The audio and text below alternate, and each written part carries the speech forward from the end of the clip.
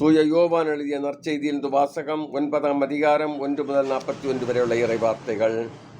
அக்காலத்தில் இயேசு சென்று கொண்டிருக்கும் போது பிறவியிலே பார்வையற்ற ஒருவரை கண்டார். அவர் தரையில் உமிழ்ந்து உமிழ்நீரால் சேறு உண்டாக்கி அச்சேற்றை பார்வையற்றவருடைய கண்களில் பூசி, நீர் சிலோவாம் குளத்துக்கு போய் கண்களை கழுவும் என்றார். சிலோவாம் என்பதற்கு அனுப்பப்பட்டவர் என்பது பொருள். அவரும் போய் கழுவி பார்வை பெற்று திரும்பி வந்தார். அக்கம் பக்கத்தாரும் அவர் பிச்சை எடுத்து கொண்டிருந்ததை முன்பு பார்த்திருந்தோரும், இங்கே அமர்ந்து பிச்சை எடுத்து கொண்டிருந்தவர் இவரல்லவா என்று பேசிக்கொண்டனர். சிலர் அவரே என்றனர், வேறு சிலர் அவரல்ல, அவரை போல் இவரும் இருக்கிறார் என்றனர். ஆனால் பார்வை பெற்றவர் நான் தான் அவன் என்றார். முன்பு பார்வையற்றவராயிருந்த அவரை அவர்கள் பரிசேயரிடம் கூட்டி வந்தார்கள். இயேசு சேருண்டாக்கி அவருக்கு பார்வை அளித்த நாள் ஓர் ஓய்வு நாள். எனவே எப்படி பார்வை பெற்றாய் என்னும் அதே கேள்வியை பரிசேயரும் கேட்டனர். அதற்கு அவர், இயேசு என் கண்களில் சேறு பூசினார், பின் நான் கண்களை கழுவினேன், இப்போது என்னால் பார்க்க முடிகிறது என்றார்.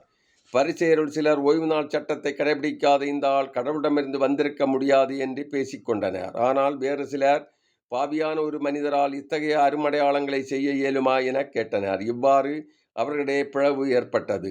அவர்கள் பார்வையற்றிருந்தவரிடம், உனக்கு பார்வையளித்த அந்த ஆளை குறித்து நீ என்ன சொல்கிறாய் என்று மீண்டும் கேட்டனர். அவர் ஒரு இறைவாக்கினர் என்றார் பார்வை பெற்றவர். அவர்கள் அவரை பார்த்து, பிறப்பிலிருந்தே பாவத்தில் மூழ்கி கிடக்கும் நீயா எங்களுக்கு கற்றுத்தருகிறாய் என்று சொல்லி அவரை வெளியே தள்ளினர். யூதர்கள் அவரை வெளியே தள்ளிவிட்டதை பற்றி இயேசு கேள்விப்பட்டார்.